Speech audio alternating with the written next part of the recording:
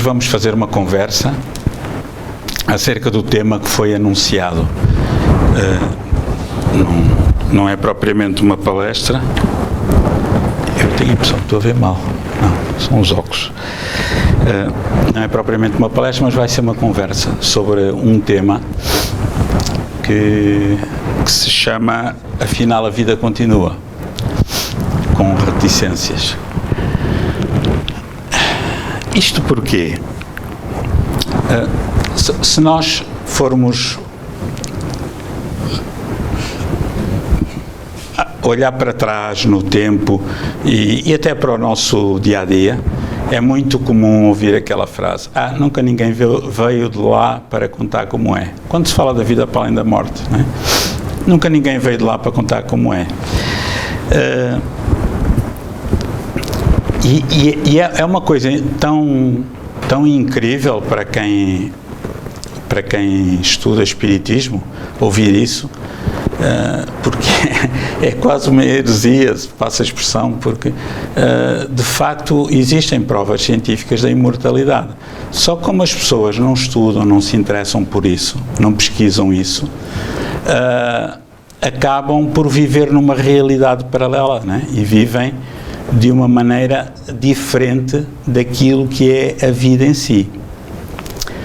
Vamos encontrar, por exemplo, a postura dos materialistas, daqueles que acreditam que só existe o que vemos, portanto, acabando o corpo de carne, acaba tudo, não há vida para além da morte, né? Morto o cão, acaba-se a raiva, como diz o ditado. Depois temos também a postura das igrejas, que não é muito diferente da dos materialistas, e já vamos ver porquê mais à frente, que apresentam um Deus antropomórfico, feito à imagem e semelhança dos homens, né? Um velhote, geralmente, barbas brancas, se não for velhote é mais ou menos novo, mas há aquela imagem no inconsciente coletivo do velhinho de barbas brancas que está ali para depois julgar as pessoas. E esse Deus, de facto, é um Deus macabro, porque as pessoas depois, umas vão para o céu, outras vão para o inferno, outras vão para o purgatório, e é uma coisa muito estranha, né? Depois temos aquilo que eu chamo, é uma nomenclatura nova, criada por mim, na brincadeira, que é os espiritualistas materialistas. Isto é, a grande maioria de nós, espiritualistas em Portugal, somos por tradição ou por herança. Por exemplo, eu fui católico porque eu nasci católico, né? Depois degenerei, tornei-me espírita, mas na minha família é tudo católico. Se eu tivesse nascido muçulmano, se calhar hoje era muçulmano, se calhar também tinha degenerado, passa a expressão. E é muito interessante que, ao falar com muita gente, não quer dizer que isso não aconteça nos espíritas, mas ao falar com muita gente católica, as pessoas têm medo de morrer. Quando se aproxima aquela horinha, têm medo de morrer. E ficam com dúvidas. Eu tenho familiares e pessoas conhecidas que já me disseram: eu sei lá se há vida para além da morte. Como é que é? Então você anda há 80 anos na igreja, vai sempre à missa e não sabe que existe a vida para além da morte. E elas não têm culpa, porque isto denota o grande falhanço social das igrejas tradicionais, porque serviram-se do povo e não serviram o povo, não alimentaram a esperança no povo, tirando uma pequenina fatia de pessoas que consegue pensar pela sua própria cabeça, né? Então, nós vamos encontrar nesta sequência diferentes perspectivas. Temos a perspectiva da heteronomia e da autonomia. A perspectiva da heteronomia, qual é? É aquela perspectiva piramidal, né? Temos um chefe e temos a população cá em baixo. Temos Deus, né? Os seus ministros, etc. E o pobinho, como se costuma dizer lá no Porto, assim, com aquele sotaque e tudo. O pobinho. Então, será que isso tem a ver com o Deus A nossa consciência, a nossa capacidade de atingir intelectualmente Deus, do ponto de vista filosófico, diz-nos que Deus só pode ser amor. E só pode ser amor na sua máxima expressão, infinitamente amoroso, né? Infinitamente poderoso em tudo, em todas as qualidades que possam existir. Porque se houver, filosoficamente, uma inteligência que seja um bocadinho mais, esse será o Deus, ok? Então, se Deus é amor, essa visão piramidal do Deus que está ali, que depois, quando eu morrer, vai selecionar, ok, olha, tu vais para o inferno, tu vais para o céu, tu vais para o purgatório, faz algum sentido. E vamos ver que as visões são muito parecidas entre as várias religiões. Por exemplo, no catolicismo temos a queda do Adão e Eva, né, no paraíso, que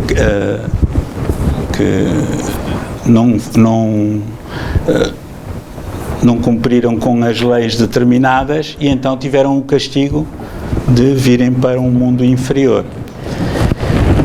E há um Deus que decidiu isso, ok?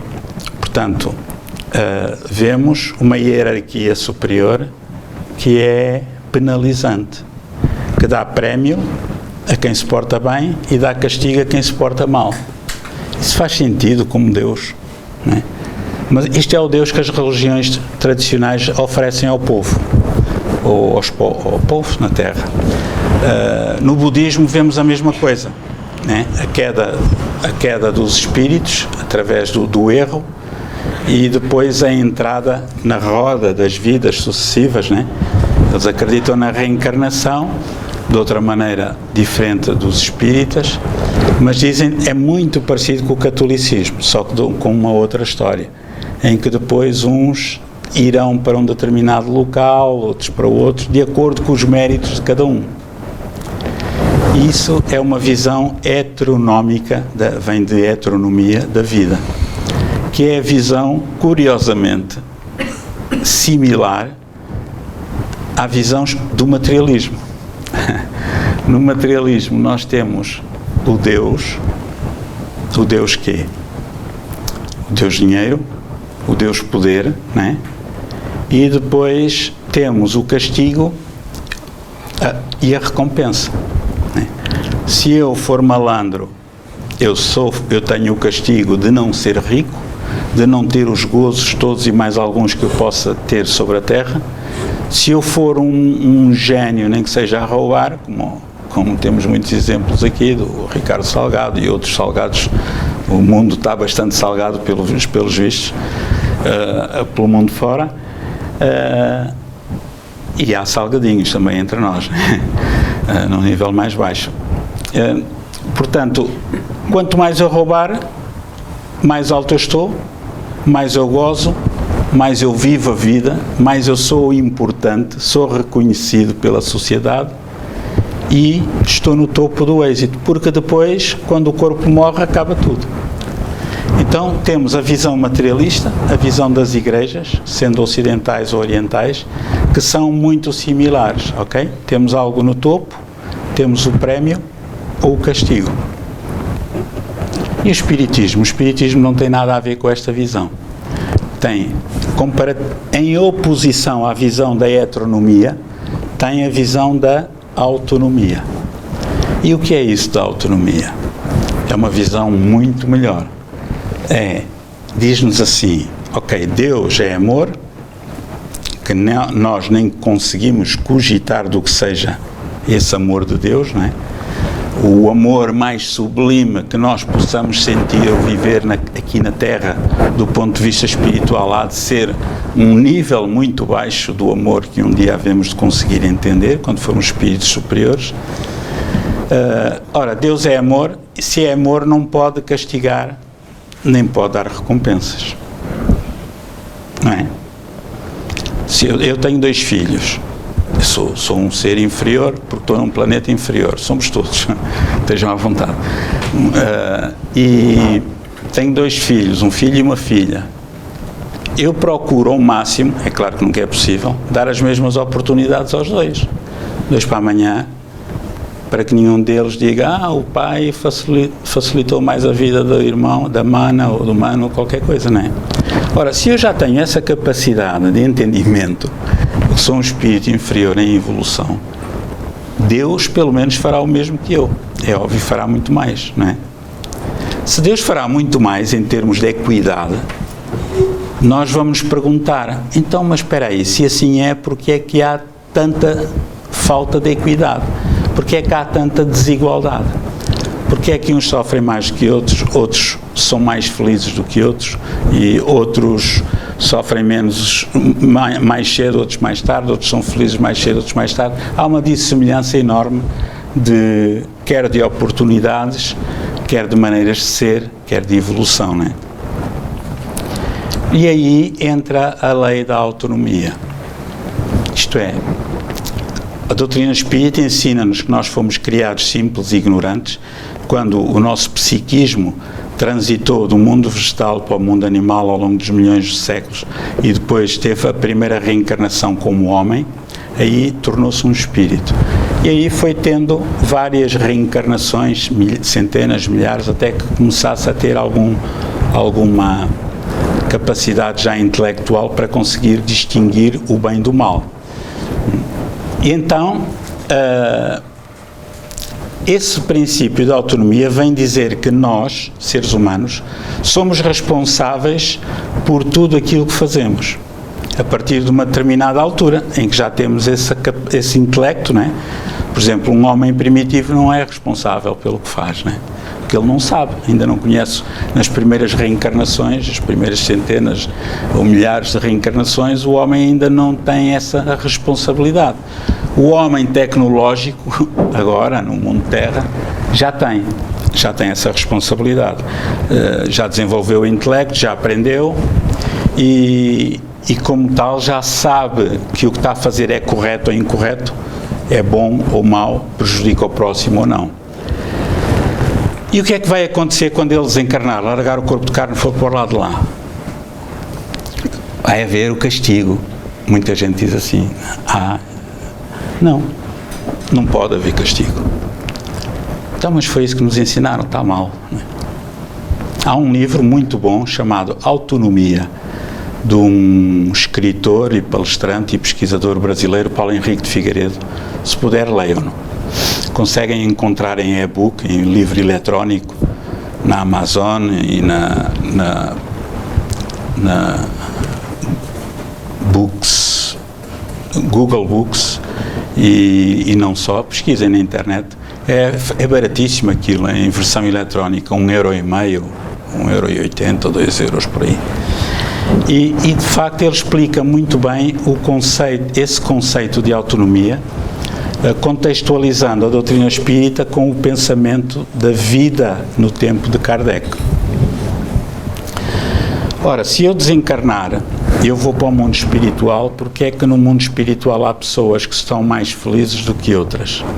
Tem a ver com castigo, tem a ver com recompensa? Não pode, senão Deus não é Deus. Então há de ter a ver com uma coisa diferente disso. Mas nós notamos que há pessoas mais felizes do que outras, se calhar, porque se calhar umas já têm mais vidas do que outras. Eu posso ter 100.000 reencarnações e a Amélia ter 200.000 ou só 1.000, não é? E nós não sabemos, ninguém tem um medidor para isso, não é? Os nossos guias sabem, mas nós não sabemos. Então, o que é que vai fazer a diferença? É a nossa consciência. A nossa consciência. Se eu prejudicar o próximo, eu no mundo espiritual, eu aqui consigo ludibriar a justiça, mas no mundo espiritual não consigo. Porquê? Porque toda a minha evolução, ao nível dos sentimentos, dos pensamentos, das atitudes, mas principalmente dos sentimentos, que é que determina o nosso padrão vibratório, isso é que vai determinar o meu grau de evolução. Eu vou estar numa determinada frequência, por exemplo, no nível 100, por hipótese. Isto é uma tontaria que eu estou a dizer, em termos energéticos. Não é? Se eu estiver no nível 100, eu sou um espírito pouco evoluído, então eu vou sintonizar com todos que estão no nível 100. A Amélia vai estar no 200, por hipótese, vai estar num nível acima. O outro vai estar no 300, é um espírito mais evoluído, e por aí fora. Então, é a lei das afinidades que rege o universo. Ok?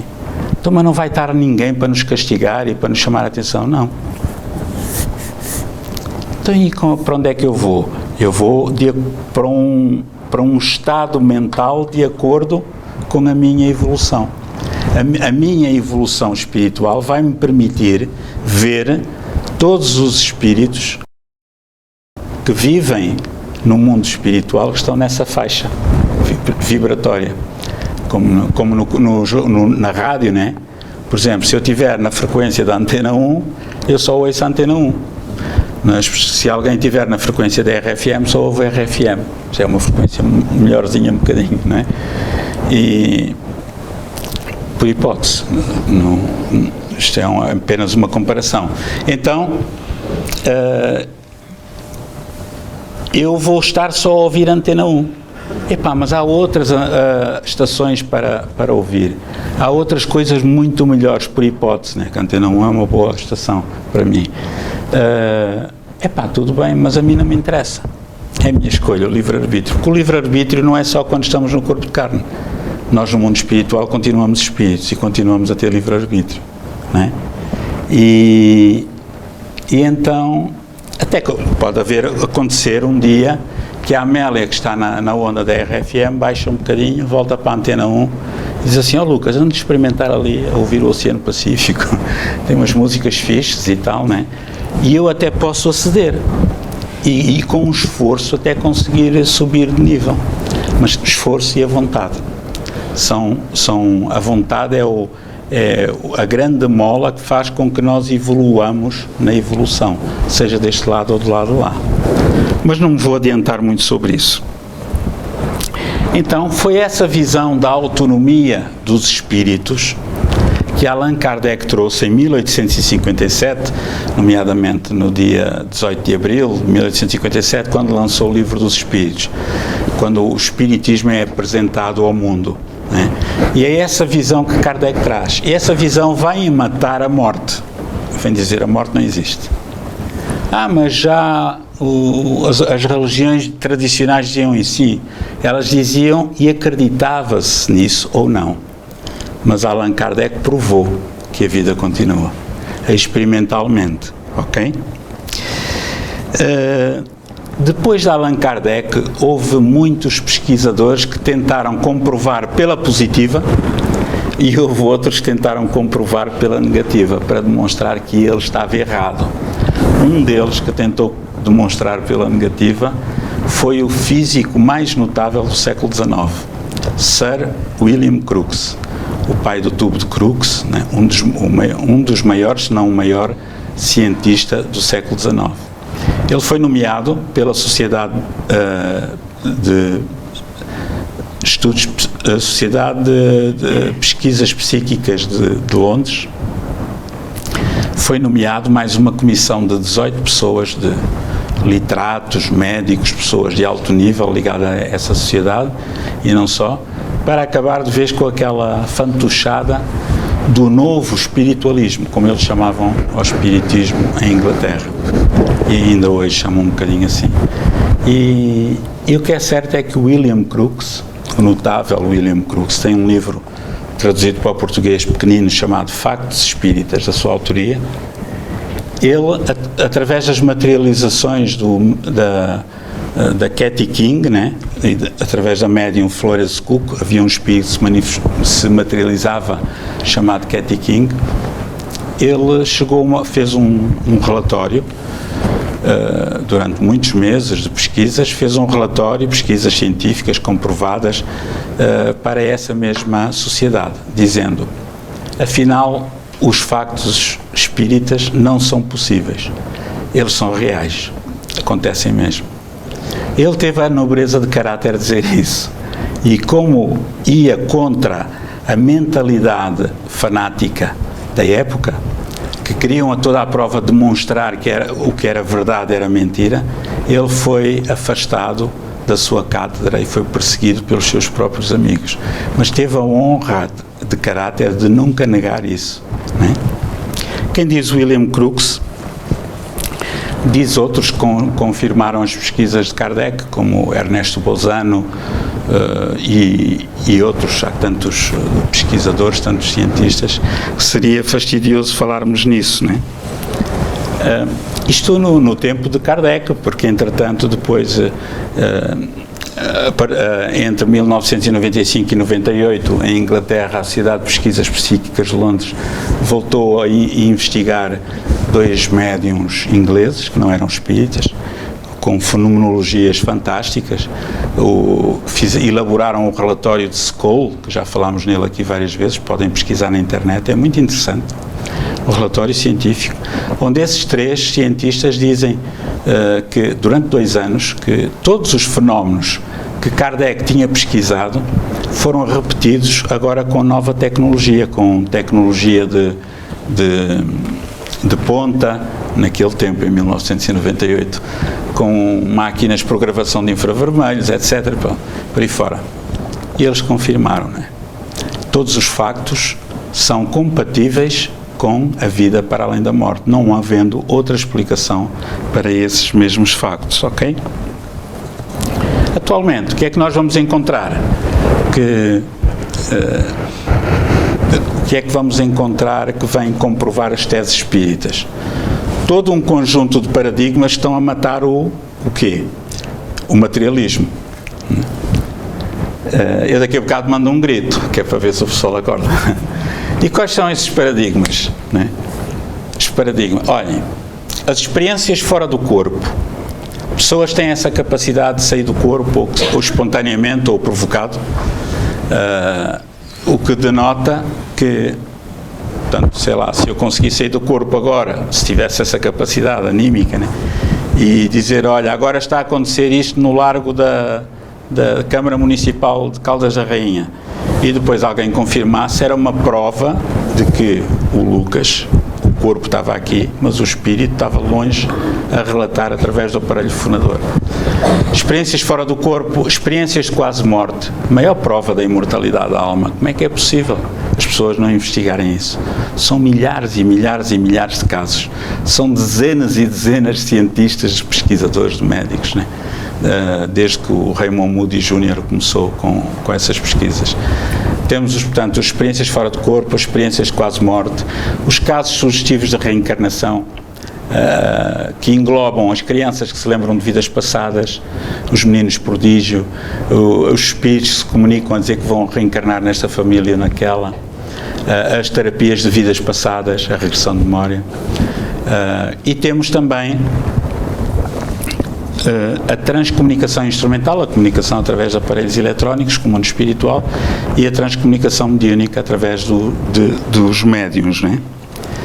E tudo isso veio comprovar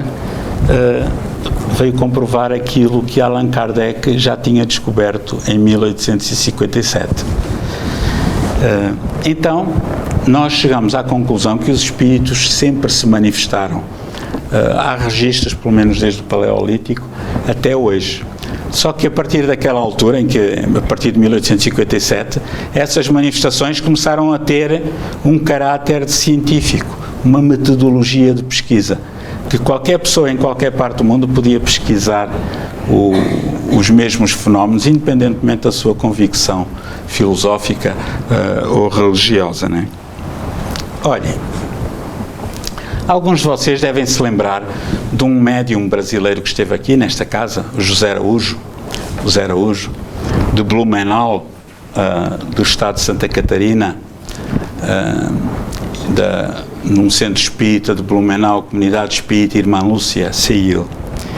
E esse médium, quando veio a Portugal, ele é uma pessoa com muito pouca instrução, apesar de ter uma cultura vasta, mas é uma pessoa muito simples, muito pobre, que na altura teve de ir trabalhar aos 12 anos, porque o pai trocou a mãe por uma secretária de 2 pernas.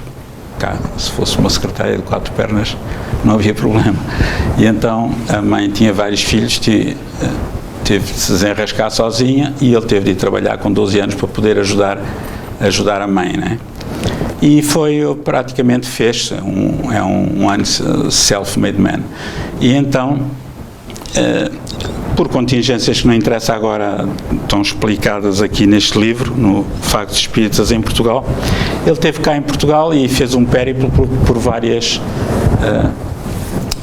cidades, onde ia fazer uma palestra espírita. Ele tinha uma característica que era, se nós não forçássemos, isso acontecia naturalmente.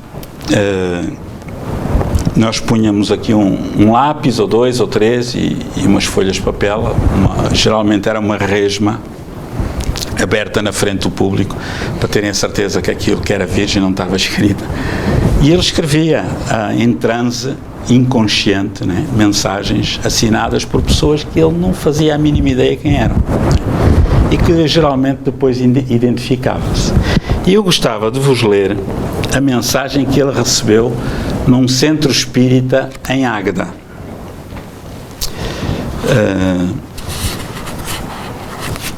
No dia 13 de novembro de 2013, perante cerca de 400 pessoas, eu era uma delas, estava lá também, e então a mensagem tem um título que é o voo de voar para casa. É pequena, é rápido, não apanha muita seca. Nas paragens mais longínquas, andei, passei, voei, e cá, em casa espiritual, fiquei. Um dia, todos, em diferentes moradas, cá virão. E para prepararem o vosso voo, têm de ajustar as vossas asas, pois a rota dependerá do vosso esforço em dominar as más tendências e os vícios do passado que vos atormentam por agora. Esta parte da mensagem é deliciosa. Cláudia, podes-me arranjar um copinho de água, por favor, que eu estou com a boca seca? Não faz parte da mensagem. Okay. Ora bem, se calhar tereis a imensa alegria de um retorno profícuo e abençoado. Portanto, irmãos encarnados, preparem-se para o voo, no qual as alturas ficarão por conta do vosso esforço, pois ninguém pode fazer o trabalho que compete a cada criatura que encarna. Olhem que interessante. Vem de encontro àquilo que falávamos ao bocado da autonomia do espírito. Agora aqui começa a parte interessante. Quando parti, isto é o espírito que está a escrever, né? Através do médium. Quando parti, aqui, portanto lá no mundo espiritual, obrigado, Deus te pague, que eu não tenho troco.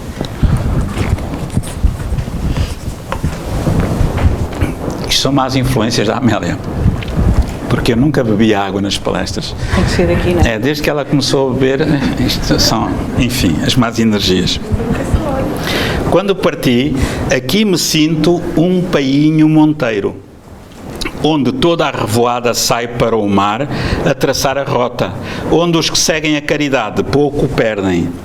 Aqui ele está-se a referir ao mundo espiritual. Não se professa religião, o dogma é o amor na sua pureza infinita. Sai do chão e alça o teu voo. A casa do Pai tem muitas moradas e a tua, a nossa, é preparada aí. Paz a todos os irmãos portugueses. Saudades de todos e de todos os sítios, todas as universidades. Continuo trabalhando aqui, a vida não para. E os oceanos vistos daqui são mais preciosos. Com muito amor e votos que todos se possam preparar para o voo, Luís Manuel Ribeiro da Rocha, oceanógrafo quando encarnado e um trabalhador desta casa, isto é, do Centro Espírita Consolação em Vida. Pelos vistos era um colaborador lá. A gente recebeu aquilo, ninguém conhecia o homem. No dia seguinte fui pesquisar quem é que era o Luís Manuel Ribeiro da Rocha. E este Luís Manuel Ribeiro da Rocha era um biólogo, investigador do Departamento de Oceanografia e Pescas da Universidade dos Açores, que morreu naquele desastre de avião da SATA, que se despenhou contra uma das ilhas, né? Na ilha de São Jorge. Então, nesta mensagem, nós não conseguimos identificar este Luís, o autor espiritual, mas não conseguimos identificar a personalidade a quem ele se referia ao Painho Monteiro. E estávamos eu estava um bocado triste, epá, não, será que esse Painho Monteiro está vivo ou qualquer coisa? E um dia, passado aí quase uns tempos, umas 2 ou 3 semanas, falando com um amigo que é comum a muitos de nós, o Jorge Gomes, que é membro da ADEP, da Associação de Divulgadores de Espiritismo de Portugal, e ele trabalha num parque biológico, e então ele é uma pessoa com uma cultura fantástica. Para quem tem só o 12º ano, ele conhece os nomes em latim de toda a fauna e toda a flora. Tem um conhecimento espantoso que vem, só pode vir de vidas anteriores, apesar de ele estudar muito também nesta vida. E quando eu lhe falava nisso, no meu desencanto do Painho Monteiro e tal, ele manda uma gargalhada do lado de lá. Opa, Lucas, já podias ter dito isso. Então não me digas que tu conheces o Painho Monteiro. É claro que eu conheço. Eu fiquei todo contente. Sabem quem era o Painho Monteiro? É o nome de um pássaro, de uma ave, que vive nos Açores, nas arribas dos Açores. Bem, nem eu sabia isso. Eu também não sou propriamente um intelectual, não é? Uma pessoa culta. Aquele médium não tinha como saber. Andávamos todos perdidos à procura do Sr. Painho Monteiro, não é? E então, diz aqui, foi quem descobriu e estudou uma nova espécie de ave marinha na Ilha Graciosa, o painho das tempestades de Monteiro, Oceanodroma monteiroi, é o nome científico. Esta espécie apresenta ligeiras diferenças em relação à espécie painho das tempestades da Madeira. Isto foi uma coisa que conseguimos encontrar no Diário Insular, 2 de outubro de 2008, página 5. Conclusão. Nós olhamos para isto e pensamos assim, como é que isto é possível? Não dava, quem conhecesse bem, quem estivesse a acompanhar todo o fenómeno, as situações, não há hipótese. Nós já estávamos desolados porque já não conseguíamos encontrar, e de facto, nestas alturas dá jeito, e é para também nós vermos que o espiritismo é cultura. Dá jeito ter alguém dentro do espiritismo que seja culto, não é? Porque os incultos não ajudam muito, que é o meu caso. Neste caso foi o Jorge que desvendou o mistério, não é? Então, amigos, todas estas pesquisas que vêm comprovando que a vida é para além da morte, levou a uma situação que alguns de nós, se calhar, se riem.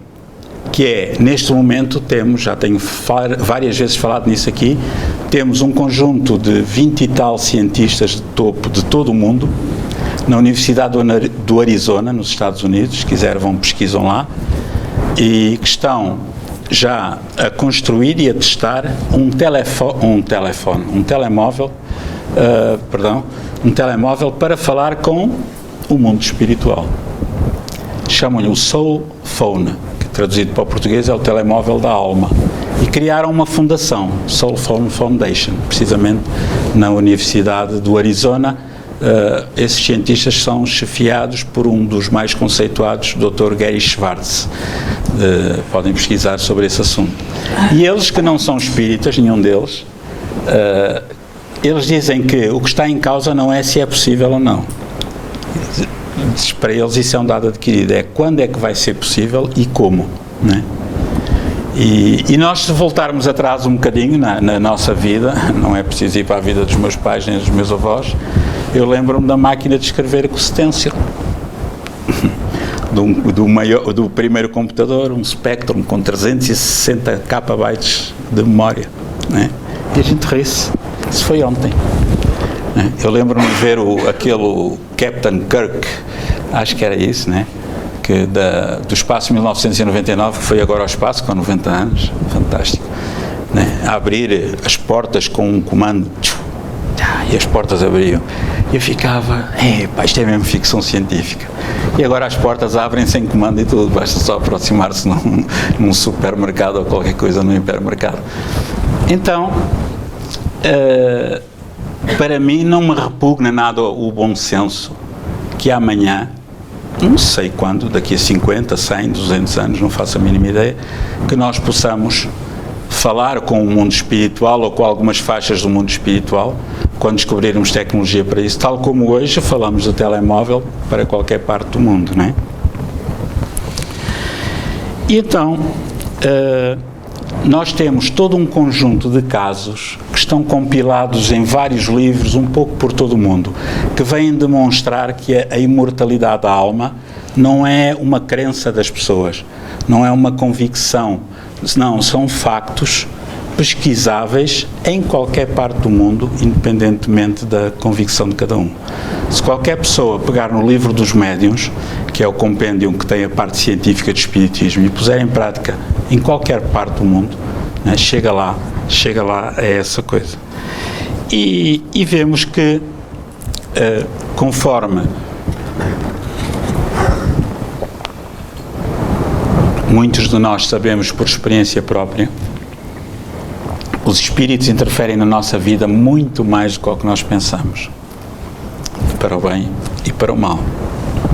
Um dia, estava eu em casa a olhar para a minha agenda, que é a minha melhor amiga, a agenda do Google, porque em qualquer lado eu tenho acesso ao que tenho de fazer, no smartphone ou num computador, em qualquer parte do mundo, e passa a publicidade à Google, mas a agenda faz mesmo muito jeito.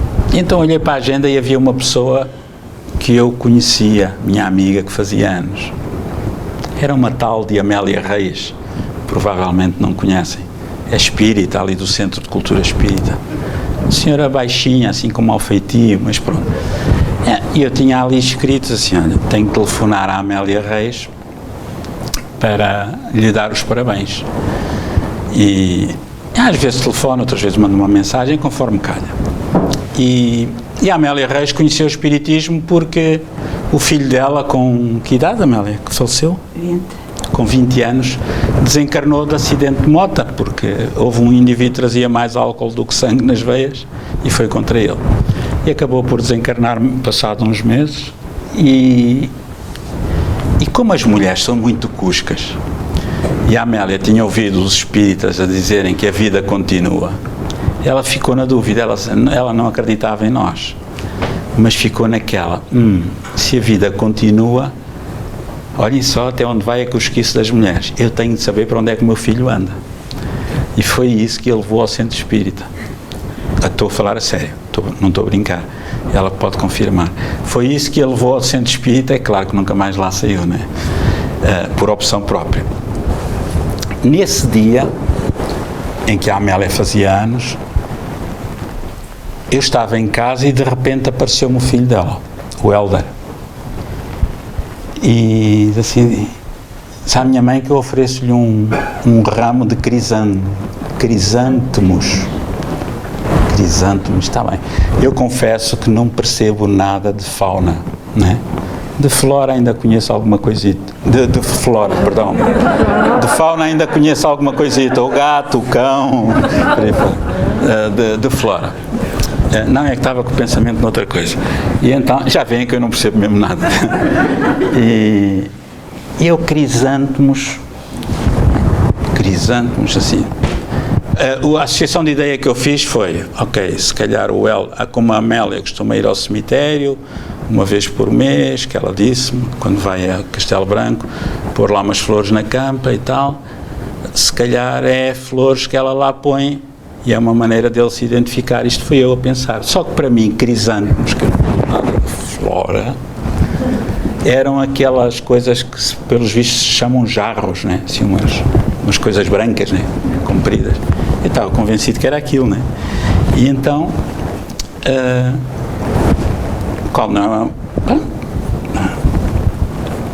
tudo bem, se havia uma informação para dar, telefonei à Amélia, dei-lhe os parabéns, depois disse assim, olha, o seu filho, o Hélder, apareceu, disse que para lhe oferecer um ramo de crisântemos, se calhar é aquilo que a Amélia costuma pôr no coisa. Telefonou, mandou uma mensagem, que é pior. Mandei mensagem? Já não. Ela sabe os pormenores todos, a hora, o minuto, aquelas vírgulas, tudo. É claro, eu já não, o meu cérebro já não dá para isso.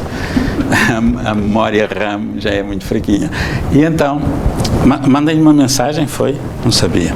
E então, mandei essa mensagem, pronto, eu estava convencido, tinha telefonado. Crisântemo, tudo bem, mas para mim aquilo morreu ali. Só que, nesse dia, isto tem outros pormenores, mas eu não vou contar, que é para vocês depois lerem este livrinho. Vou contar o que é que eu pensei acerca disso. Eu não ganho dinheiro com isto é da Federação. Diga, Amélia. Fiquei tão triste com essa mensagem que nunca mais me esqueço dela. Então, porquê?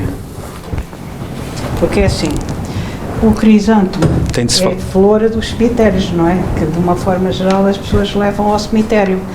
E eu pensei assim, então vai andando que eu já falo contigo. Para mim, a ideia do crisântemo era dizer, vai-te preparando, qualquer dia vais ter direito a crisântemos também, não é? A ideia é pessimista, que não faz parte dos espíritas, não é? Tanto que não respondi. Pensei assim, daqui a bocado a gente conversa. Foi. E eu a pensar que os crisântemos eram jarros, não é? E entretanto, ao fim do dia, esta senhora manda-me uma fotografia de um bolo de aniversário que a filha dela, a Anita, tinha mandado fazer num boleiro qualquer, né, num pasteleiro. Numa pastelaria assim de renome, pronto, mandou fazer e depois foram lá à casa foram lá à casa jantar e comer o bolo e cantar os parabéns à Amélia. Mas eu não sabia desse pormenor, nem tinha nada que saber, isso é da vida da família dela. Só que a Amélia tirou uma fotografia ao bolo, depois faltava-lhe ali, deu para ver que de facto eles não comem muito, faltava muito pouco do bolo, e o bolo estava decorado com umas florzitas amarelas e mais não sei quantos, e ela mandou-me aquilo a dizer assim, olha, isto são os crisântemos, já não me recordo dos pormenores, está no livro, sinceramente não me recordo. E, conclusão, eu fiquei a saber que os crisântemos eram estas coisinhas. Para mim eram jarros, aquelas coisas brancas em forma de tubo. Ok. Pelos vistos há outras espécies. E então, o que é que aconteceu? A filha da Amélia pediu ao pasteleiro, ou ao senhor que fez o bolo, como queira, pediu um bolo coberto de chocolate e decoração, ao seu gosto. E o pasteleiro decorou o bolo com crisântemos amarelos e brancos, não é? Aquelas bolinhas brancas à volta. Ninguém sabia, a filha não sabia como é que o pasteleiro estava a fazer o bolo, porque não lhe disse. Na altura em que o espírito se comunicou, não apareceu, ela não sabia disso, porque foi durante o dia. A Amélia também não sabia que ia receber um bolo com crisântemos, portanto não está excluída a hipótese da telepatia, né? Quer dizer, pelos vistos, a única pessoa na família da Amélia que sabia que o bolo estava decorado com crisântemos era o filho dela, né? Provavelmente foi lá buscar, olha, a minha irmã mandou fazer ali o bolo, está assim, tal, e mostrou-se ao Zé Lucas e deu o recado para quê? Para demonstrar a imortalidade da alma. Não há outra explicação. Assim como muitos outros casos que aconteceram na vida dela, não é? Posso só dizer mais uma coisinha? Pode sim, senhora, que é para terminarmos, entretanto. É assim, pronto, eu hoje fui lá em casa a seguir ao almoço, fui dar uma volta ao jardim da casa e estava lá um crisântemo florido. Aquele que está no bolo tem as pétalas brancas e aqui a coroa é que é amarela. Amarelo, mas exato. eu não tenho lá deles, não vi lá brancos, só estavam lá estes todos amarelos, mas a flor é nitidamente esta. E eu só me apercebi de que o bolo tinha crisântemos, estava salpicado, já depois do jantar e daquela gente se ter ido embora. Só depois quando eu fui recolher a mesa... Os restos mortais, os restos da mesa, é que pensei, já estava sozinha, fiquei com a sensação de que teria sido mais um momento de intuição, porque enquanto se partiu o bolo e tal, eu nunca... Não se apercebeu. Não me veio nunca a ideia dessa conversa, até porque isso era não assunto. Já disse há bocado porquê. E depois, quando me pus a olhar para o resto do bolo, já à noite alta, é que me apercebi, foi tipo um baque. Disse assim, olha, está aqui. E então já não mexi mais no bolo, deixei ficar, e fotografei como pude ainda com a faca e essa história toda. Só para referir que os crisântemos para um jovem de 20 anos faria algum sentido, parece não fazer sentido, mas o sentido que faz é que ele já trabalhava há algum tempo numa exploração de flores e os dias em que havia força de trabalho, em que vinham várias vezes às Caldas, era no Olho Marinho, as estufas, vinham várias vezes às Caldas buscar, fazer entregas, era na véspera dos Santos, e as carradas que vinham na carrinha eram crisântemos e mais crisântemos e mais crisântemos, portanto era força de trabalho e flor que ele conhecia bem. Quer dizer, ele era um especialista numa área que eu era um ignorante e ainda sou, não é? Mas aconteceram coisas muito interessantes. O Helder manifestou-se por mil é uma força de expressão, mas muitas vezes em situações completamente espontâneas que ninguém tinha como saber, né? Que estão relatadas no livro. Então, amigos, tudo isto para... Começámos como aquela frase de marca: nunca ninguém veio de lá para contar como é. E afinal nós vamos vendo que desde o Paleolítico até às pesquisas de Kardec, às pesquisas de Skoll no Nordeste de Inglaterra, em 1995 a 1998, as pesquisas atuais até então, semanalmente em todos os centros espíritas há reuniões espíritas onde temos comunicação com o mundo espiritual. Não há como conseguir esconder uma realidade, embora as pessoas não tenham muita ideia de que isso assim funciona, não é? Então o espiritismo aparece como uma ciência, para encerrarmos, uma ciência de observação, uma filosofia espiritualista, né? Não é mais uma seita, mais uma religião, uma ciência de observação, uma filosofia espiritualista, e que apresenta à humanidade uma moral para que o homem se espiritualize mais rapidamente. Moral essa assente naqueles ensinamentos que Jesus de Nazaré trouxe e que se resumem essencialmente ao não fazer ao próximo o que não queres para ti próprio, né? E o Espiritismo vem-nos demonstrar isto, que a vida, afinal, é só uma. Mas essa vida única que nós temos, tem várias fases, né? É como uma viagem de comboio, que eu esteja a fazer, se eu estiver a fazer uma viagem do Porto de Lisboa e sair em todas as estações, né? Por exemplo, eu saio do Porto, depois faço essa viagem no comboio até Vila Nova de Gaia, é uma reencarnação. Eu saio em Gaia, estou ali há algum tempo à espera de outro comboio, é o espaço entre duas vidas no mundo espiritual. Depois apanho outro comboio de Gaia e saio em Aveiro, por hipótese. E então, cada reencarnação nossa é como uma viagem de comboio, não é? E cada paragem numa estação é o espaço entre vidas, no mundo espiritual, em que nós estamos à espera de apanhar um novo comboio, e sabemos que o destino do comboio, neste caso é Lisboa, mas o nosso é a imortalidade, não é? O estado de espírito puro. E gostava de terminar com um texto do espírito que assina como Poeta Alegre, deste livro Histórias que os Espíritos Contaram, volume 1, que eu acho uma delícia. Que já que todos vamos morrer um dia, isto é, já que o nosso corpo, de todos nós, um dia vai morrer, porque nós somos imortais, o espírito do Poeta Alegre, do José Craveirinha, ele conta um caso de desencarnação que serve de ânimo para nós. Chama-se Suave Transição. Era fevereiro 27, dor súbita apareceu. Fui de urgência para o hospital plebeu. Tratado como mais um, nem numeração tinha. Esperei horas a fio. que parecesse uma alminha. Lá veio o médico com cara de cansado, olhou para mim como quem olha para o lado. Dores fortes abomináveis faziam-me alagado em suor. Doutor, tenha dó, quero ficar melhor. A maca corria, vá para onde for. Entre a dor e a maca, orava com fervor. Pouco mais me lembro, após entrar nas urgências. Suave paz adveio, em que perdia as referências.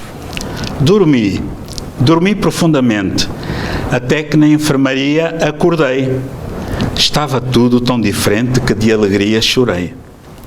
Estava vivo, afinal, não tinha morrido. Talvez fosse visitado por um ente querido. Quando assim pensava, vi a minha mãe entrar. Esfreguei bem os olhos. Devo estar a delirar. Afinal, ela está morta e eu vivo estou. Como a ver assim? A anestesia me abalou. Sejas bem-vindo, filhinho, ao novo hospital. Estás agora entre amigos, mas no mundo espiritual. Fiquei confuso no momento com aquela realidade. Se a morte era má, por que tanta felicidade? O sorriso materno me acalmou. Tranquiliza-te, filhinho. Todos terminamos um dia na terra o nosso caminho. Foi assim a minha partida do mundo terreno. A pancreatite atrevida foi fatal veneno. Soube depois, no além, que o bem que fizera fora luminoso passaporte para a nova esfera. Ter sido correto, honesto, granjeou a simpatia dos bons espíritos, amigos, dos colegas e da minha tia. Não se turve teu coração com este novo mundo.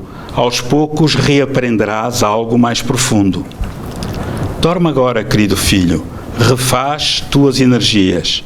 Amanhã, quando acordares, verás as tuas tias.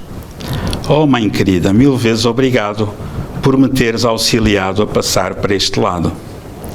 E sozinho, no suave leito, entrei em meditação. Afinal, a morte temida fora suave transição.